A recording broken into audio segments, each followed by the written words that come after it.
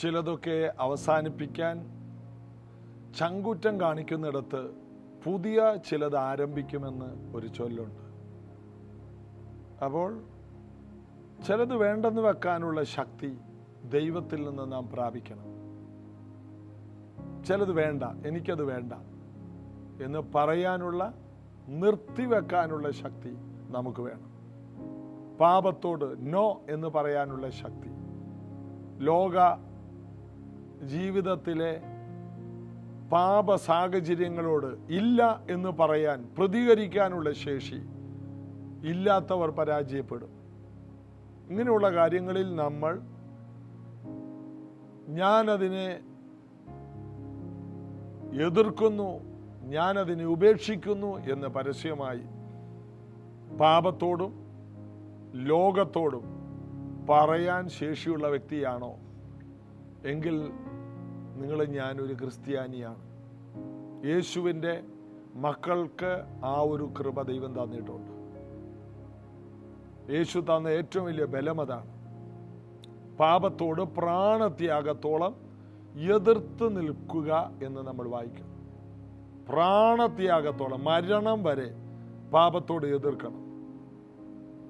അപ്പോൾ അതിനുള്ള ശേഷി കർത്താവിൽ നിന്ന്, കർത്താവിൻ്റെ വചനത്തിൽ നിന്ന്, കർത്താവിൻ്റെ കൃപയിൽ നിന്ന് ഓരോ ദിവസവും നമ്മൾ പ്രാപിച്ചെടുക്കണം. സഭായോഗങ്ങൾ മുടക്കുകയും കൂട്ടായ്മകളെ ഉപേക്ഷയായി വിചാരിക്കുകയും വ്യക്തിപരമായ പ്രാർത്ഥനാ ജീവിതവും ധ്യാനവും ഇല്ലാതിരിക്കുകയും ചെയ്യുന്ന വ്യക്തികൾ ഈ ലോകത്തിൻ്റെ ഒരു സാഹചര്യത്തോടും എതിർക്കാൻ ശേഷിയുള്ളവരായിരിക്കില്ല. അവർ ഈ ലോകത്തിൻ്റെതാണ്. പേരിൽ ക്രിസ്ത്യാനിയാണെങ്കിലും നേരിൽ ക്രിസ്ത്യാനിയല്ല.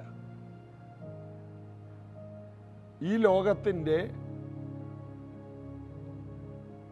എല്ലാ മേഖലകളെയും നമുക്ക് ജയിക്കേണ്ടി വരും. ഈ ലോകം നമ്മെ പാപത്തിന് അടിമപ്പെടുത്താൻ ആകർഷിക്കും. എന്നാൽ അതിനെ അതിജീവിക്കുന്ന ദൈവശക്തി ഓരോ ദിവസത്തെ പ്രാർത്ഥനയിൽ ദൈവം നമുക്ക് തരികയാണ്. ഇന്നത് കേൾക്കുന്ന ഓരോ വ്യക്തികൾക്കും യേശു കർത്താവ് അതങ്ങനെ തന്നെ നൽകി തരട്ടെ എന്ന് പ്രാർത്ഥിക്കുന്നു, അനുഗ്രഹിക്കുന്നു. നമുക്ക് ഒരുമിച്ച് ചേർന്ന് പാടി യേശുവിനെ ആരാധിക്കാം. എൻ കണ്ണുകൾ തുറക്ക, നിൻ മുഖം കാൺമാൻ, എൻ കരങ്ങൾ നീട്ടി നിന്നെ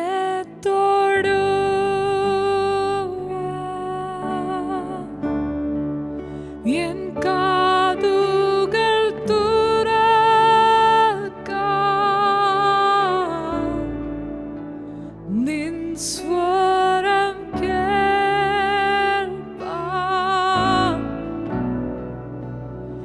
എൻ കണ്ണുകൾ തുറക്ക, യേശുവേ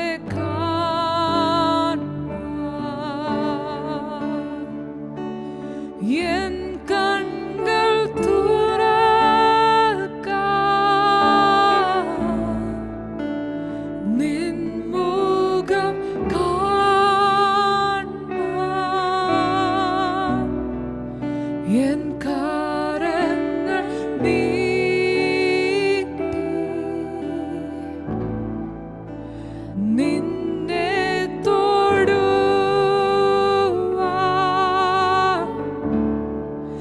എൻ കാതുകൾ തുറക്ക, നിൻ സ്വരം കേൾപ്പാൻ,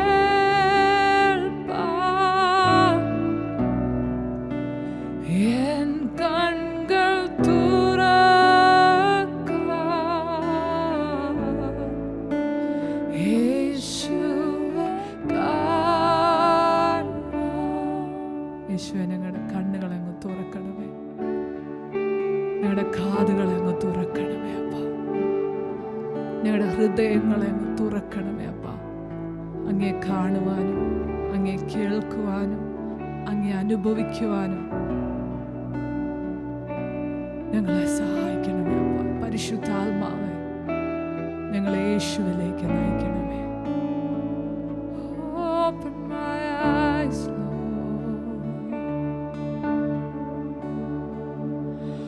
Open my eyes, Lord. I want to see Jesus, to reach out and touch Him and say that I love Him. Open my ears, Lord. Help me to listen.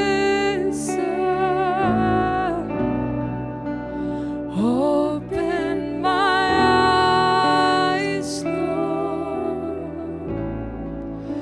I want to see Jesus. Open my eyes, Lord. I want to see Jesus.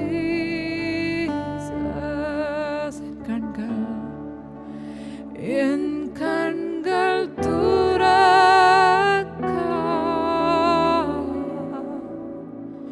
യേശുവേ കാണുവാൻ.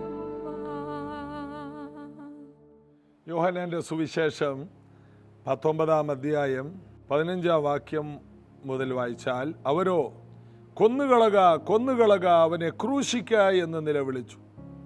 പീലാത്തോസ് പറഞ്ഞു, ഇതാ യഹൂദന്മാരുടെ രാജാവ്. ഉടനെ അവർ പറഞ്ഞത്, ആ രാജാവിനെ ഞങ്ങൾ സ്വീകരിക്കുന്നു എന്നല്ല. പീലാത്തോസിന്റെ സുവിശേഷം അവിടെ ഫലിക്കുന്നില്ല. അവരൊരു ഉറച്ച സ്വരത്തിൽ പറയുന്നു, അവനെ കൊന്നുകളയുക കൊന്നുകളയുക,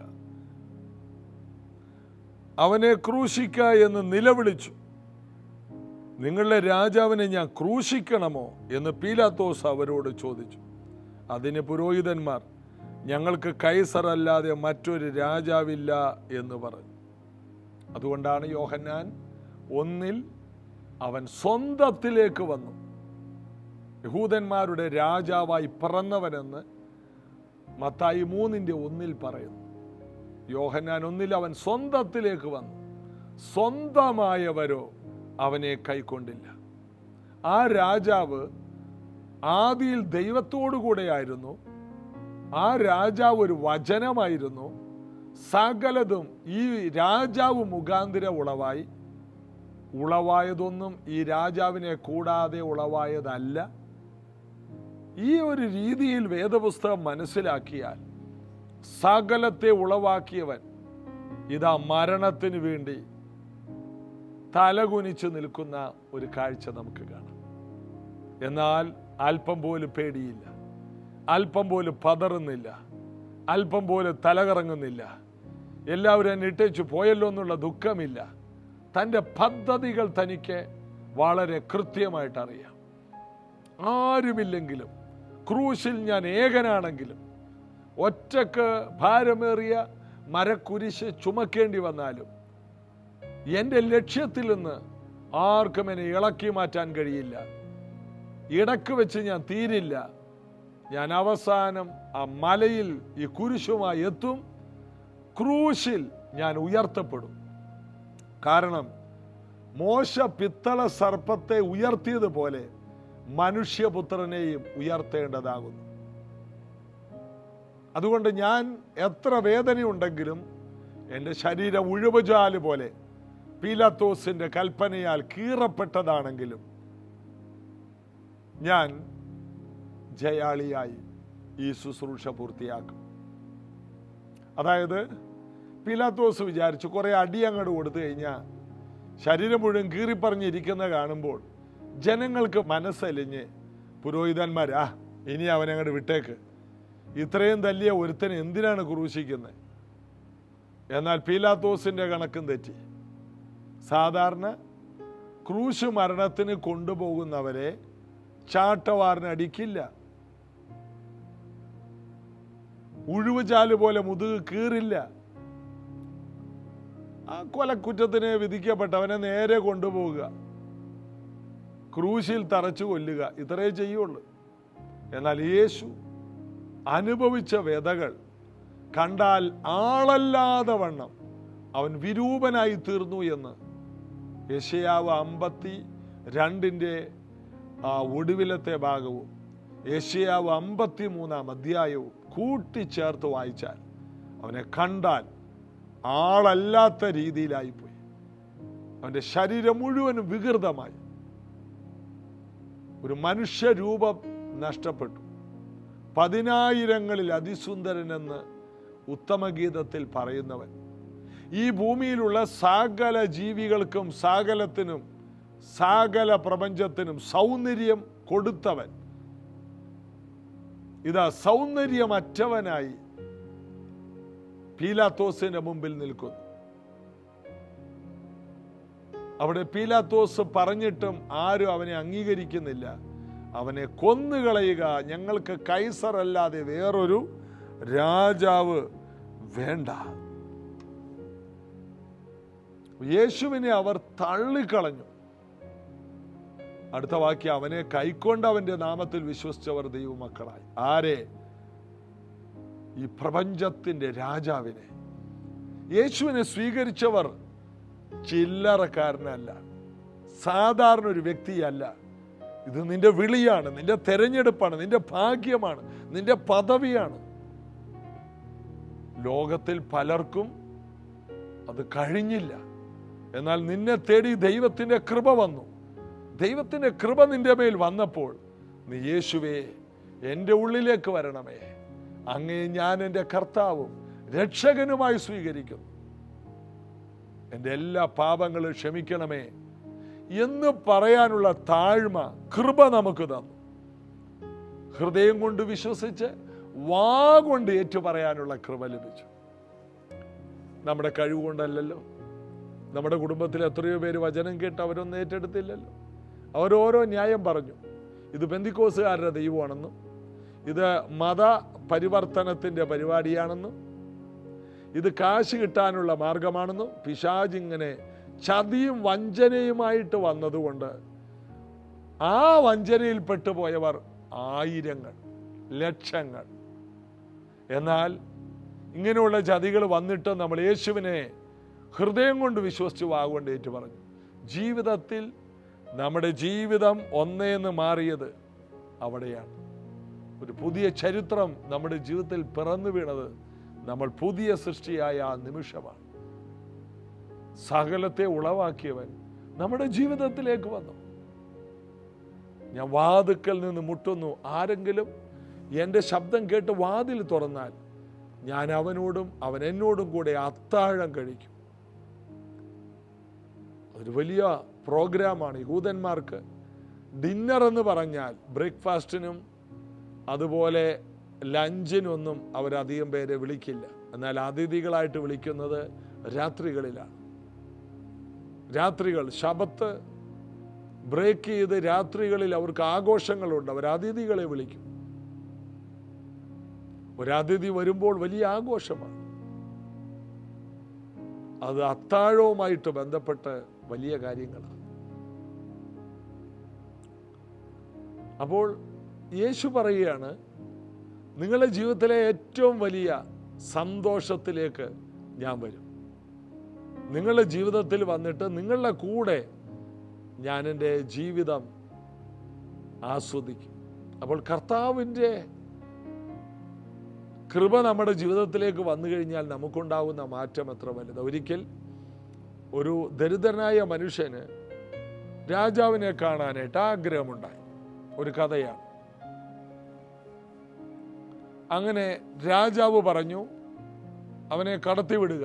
പട്ടാളക്കാർ അദ്ദേഹത്തെ കടത്തിവിട്ടു. നിന്റെ ആഗ്രഹം എന്താണ്? അപ്പോൾ വളരെ വളരെ ദരിദ്രനായ മനുഷ്യൻ, രാജാവേ, എൻ്റെ ജീവിതത്തിലെ ഏറ്റവും വലിയ ആഗ്രഹമാണ് രാജാവിനെ ഒരത്താഴം ഒരുക്കണം. രാജാവ് എൻ്റെ വീട്ടിൽ വന്ന് അത്താഴം കഴിക്കണം. രാജാവിൻ്റെ കണ്ണ് നിറഞ്ഞു. ഞാൻ മഹാനായ രാജാവെങ്കിലും ഈ രാജ്യത്തെ ഒരാൾ പോലും എന്നെ ഒരത്താഴത്തിന് വിളിച്ചില്ല. ഒരു വാക്കുകൊണ്ടെങ്കിലും ഒരു വാക്ക് അവർ പറഞ്ഞില്ല. എൻ്റെ മന്ത്രി പോലും പറഞ്ഞിട്ടില്ല.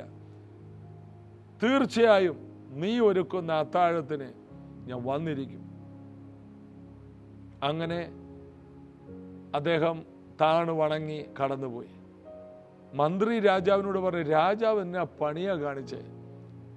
രാജാവിന് വല്ലതും അറിയാമോ?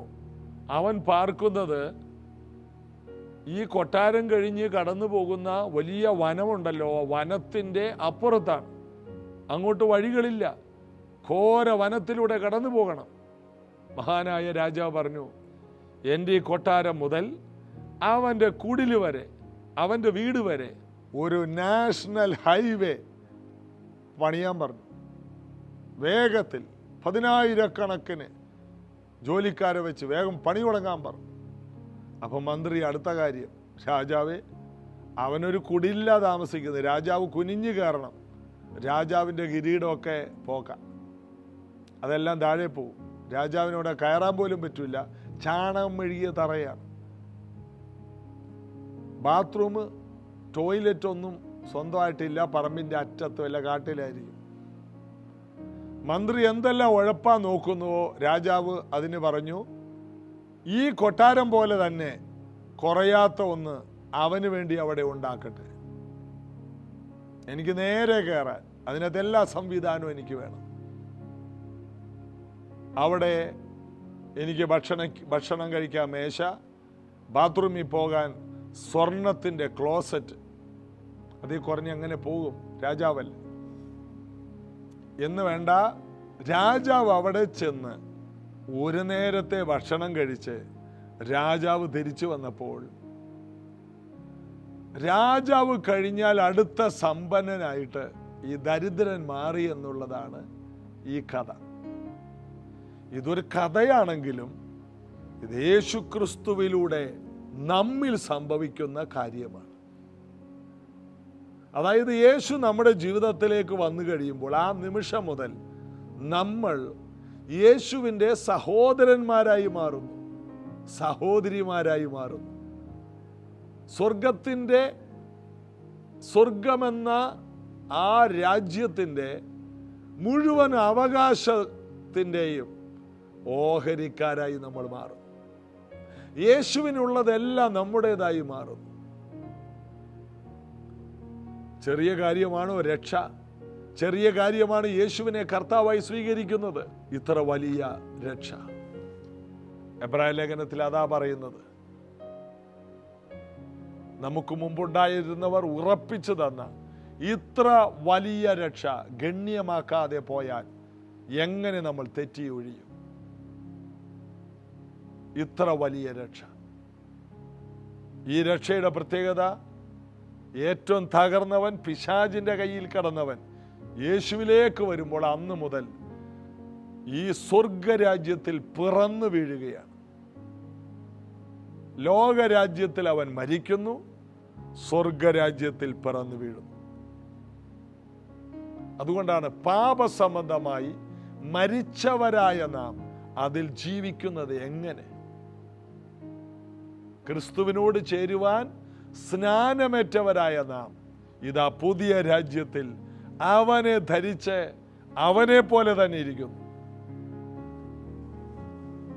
സ്നാനം ശരീരത്തിൻ്റെ അഴുക്ക് കളയുന്നതല്ല, ദൈവത്തോടുള്ള നല്ല മനസാക്ഷിക്ക് വേണ്ടിയുള്ള അപേക്ഷയായി തീരുന്നു എന്ന് പത്രോസ് അപ്പോസ്തലൻ പറഞ്ഞു. യേശുവിനെ സ്വീകരിച്ച നിങ്ങൾ പിതാവിൻ്റെയും പുത്രൻ്റെയും പരിശുദ്ധാത്മാവിൻ്റെ നാമത്തിൽ സ്നാനപ്പെട്ടവരാണോ? അല്ലെങ്കിൽ നിങ്ങൾ എവിടെയാണോ, ഏത് സഭയോട് അടുത്താണോ ആ സഭയിൽ ചെന്ന് നിങ്ങൾ അവിടുത്തെ പാസ്റ്ററോട് പറയണം, എനിക്ക് സ്നാനപ്പെടണം, എനിക്ക് യേശുവിനോട് ചേരണം, എന്നെ അങ്ങ് സ്നാനപ്പെടുത്തണമെന്ന് താഴ്മയോടെ പറയണം. ഇനി ആരും നിങ്ങളെ സ്നാനപ്പെടുത്താനില്ലെങ്കിൽ അത് ചെയ്യാൻ പ്രൈസ് ജനറേഷൻ നിങ്ങൾക്ക് വേണ്ടിയുണ്ട്. ഇത് കർത്താവിൻ്റെ അന്ത്യകൽപ്പനയാണ്. മത്തായിയുടെ സുവിശേഷം 28 രാജാവ് പറയുകയാണ്, സ്വർഗത്തിലും ഭൂമിയിലും സകല അധികാരവും ഇപ്പോൾ എൻ്റെ കയ്യിലാണ്. ഞാൻ ക്രൂശിൽ അതിനെ യുദ്ധം ചെയ്തു വാങ്ങിയതാണ്. സകല താക്കോലും എൻ്റെ കയ്യിലാണ്. ഞാൻ ആരും അടക്കാതെ വണ്ണം തുറക്കുന്നവൻ, ആരും തുറക്കാതെ വണ്ണം അടക്കുന്നവനാണ്. അതുകൊണ്ട് നിങ്ങൾ പുറപ്പെട്ടു പോ, പിതാവിൻ്റെയും പുത്രൻ്റെയും പരിശുദ്ധാത്മാവിൻ്റെ നാമത്തിൽ സ്നാനം കഴിപ്പിച്ച് സകല രാജ്യങ്ങളെ ശിഷ്യരാക്കും. ഞാനോ ലോകാവസാനത്തോളം എല്ലാ നാളും നിങ്ങളുടെ കൂടെയുണ്ട്. നിന്റെ രാജ്യം സ്വർഗത്തിലെ പോലെ ഭൂമിയിലുമാകണം. അതുകൊണ്ട് സ്നാനപ്പെട്ട് രക്ഷിക്കപ്പെട്ടവരെ സ്നാനപ്പെടുത്തി വാഗ്ദത്തങ്ങളിൽ നിറച്ച് മക്കളും അവകാശികളുമാക്കി സ്വർഗത്തെ നിറക്കുന്ന ഒരു പദ്ധതി 2000 വർഷമായി തുടരുകയാണ്. പിശാച് നീ എത്ര ശ്രമിച്ചാലും ദൈവത്തിൻ്റെ സഭയുടെ പണിയെ മുടക്കാൻ നിനക്ക് കഴിയില്ല. സഭ എന്നും വർദ്ധിച്ചുകൊണ്ടേയിരിക്കും. ഇത് വിശ്വസിക്കുന്നവർക്കായി സ്തോത്രം. ജീസസ് എവരിഡേ ശ്രദ്ധിക്കുന്നവരറിയണം, യേശുവിൻ്റെ രാജ്യം വളരും. യേശു വരുന്നതോടുകൂടി സ്വീകരിച്ചവർ, യേശുവിനെ അംഗീകരിച്ചവർ ശ്രേഷ്ഠരായി മാറും. പ്രാർത്ഥിക്കാം. കർത്താവേ, നന്ദി. ഈ തിരുവെഴുത്തുകളെ ഞങ്ങൾക്ക് തന്നതിനായി നന്ദി. അവിടുന്ന് ഞങ്ങളുടെ ജീവിതത്തിൽ വന്നതോടുകൂടി ഞങ്ങൾ രാജകുടുംബമായി മാറിയതിനായി സ്തോത്രം. വിശ്വാസ സമൂഹമായി തീർന്നതിനായി സ്തോത്രം. അങ്ങയുടെ കൃപകളാൽ ഞങ്ങളെ നിറച്ചതിനായി നന്ദി. ഇത് കേൾക്കുന്ന പരിശുദ്ധാത്മാഭിഷേകം പ്രാപിക്കാത്തവർ എല്ലാം ഇന്നു മുതൽ ഈ അഭിഷേകത്തിലേക്ക് വരട്ടെ, ഈ ശക്തിയിലേക്ക് വരട്ടെ, ഈ കൃപയിലേക്ക് വരട്ടെ, ഈ അഭിവൃദ്ധിയിലേക്ക് വരട്ടെ, ഈ ഉയർച്ചയിലേക്ക് വരട്ടെ. ഒരു രാജകീയമായ ജീവിതം എല്ലാവർക്കും ഉണ്ടാകട്ടെ. പ്രാർത്ഥിക്കുന്നു, അനുഗ്രഹിക്കുന്നു യേശുവിൻ നാമത്തിൽ. ആമേൻ. കർത്താവിൻ്റെ കൃപ നിങ്ങളോട് കൂടി ഇരിക്കട്ടെ. നാളെ ഇതേ സമയത്ത് കാണാം. God bless you.